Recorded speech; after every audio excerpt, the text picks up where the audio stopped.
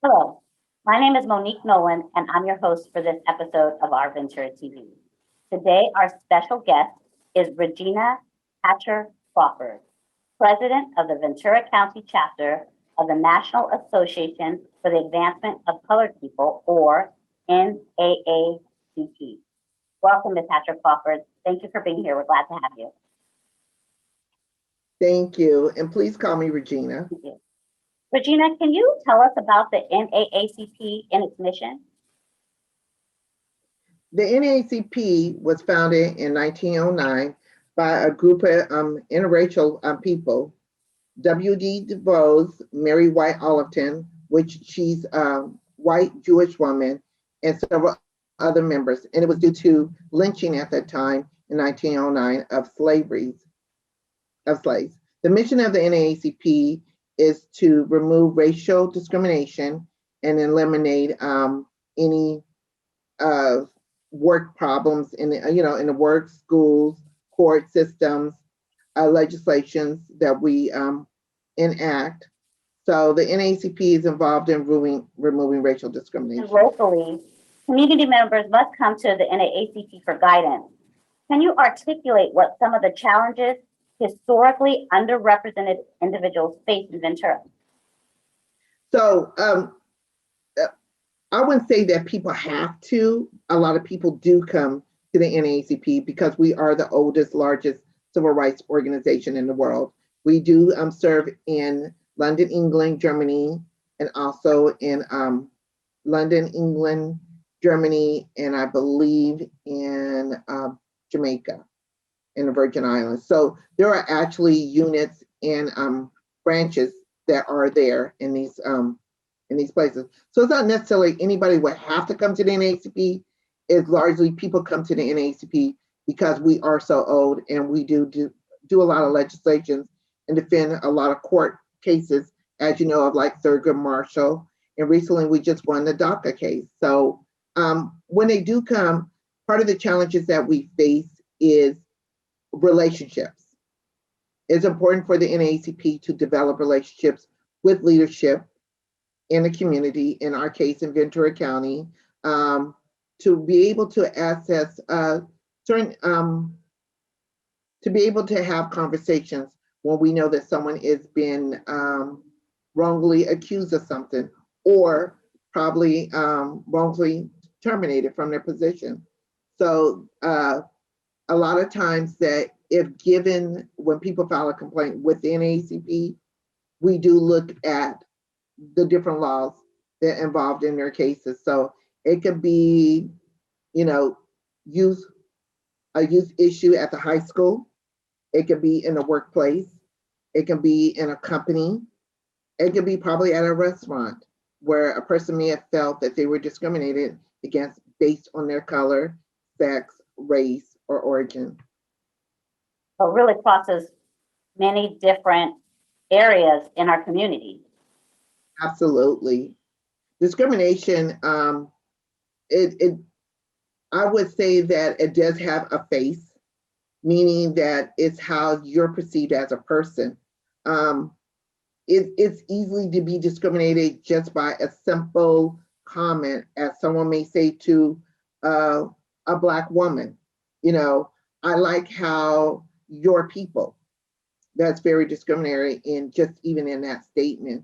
Or you may say to a person, why does your hair do this? Or, I've had people actually walk up to me and say to me, you don't look like most Black people. Your nose is not wide like others. And I remember standing back thinking, what exactly do you mean? As Black women, especially with Black people, we come in different colors, shapes, forms.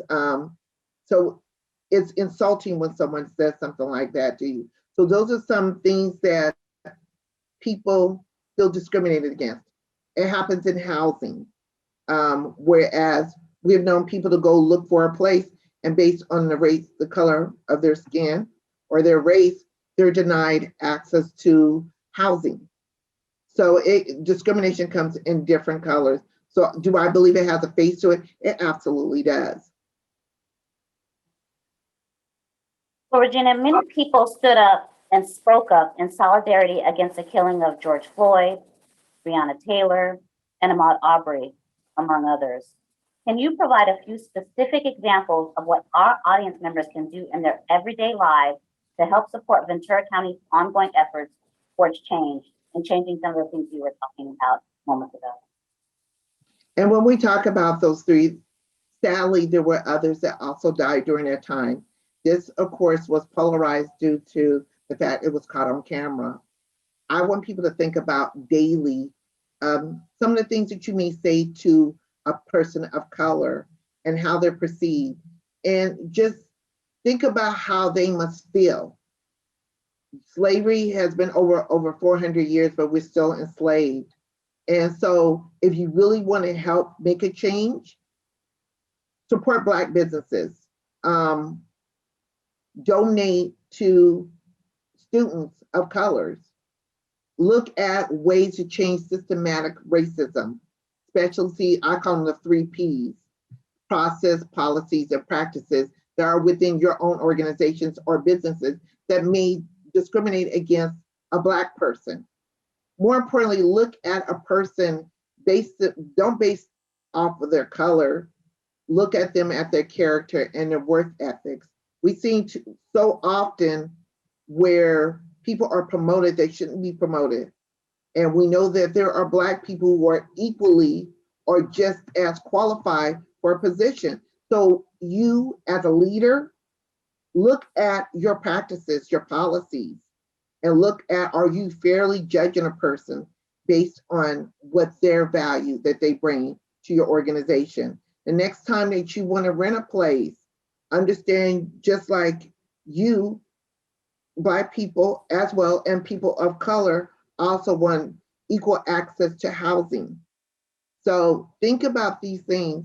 And if you really want to give back, I think the best way you can give back is being more supportive of the struggle that people of color go through.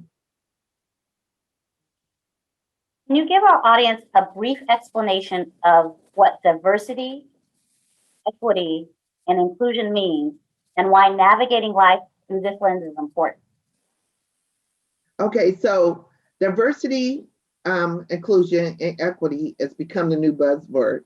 And I call it the new buzzword because when you think about it, equal opportunity was also at one point the keywords that we are using. If you truly mean diversity, diversity means having an equal share of the pie. It's not having 1% of the pie and saying that, yes, that's your part of the pie and you're not equally diversified, when truly you may not be. When you think about inclusion, inclusion means include everybody, not just a select few people into the conversations or even in the workplaces. Inclusion means everybody. Having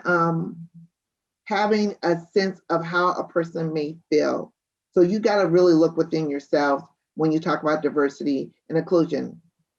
Equitable, we want to be, as anybody, want to be treated equally and fairly across the board. And so when I think about those 3 things, I hear a lot of times companies using it, but are you really about it? Are you really doing everything you can for your employees to give them that sense of belonging, a part and being a part of a company culture or environment that includes them, and being also very respectful of each person's culture.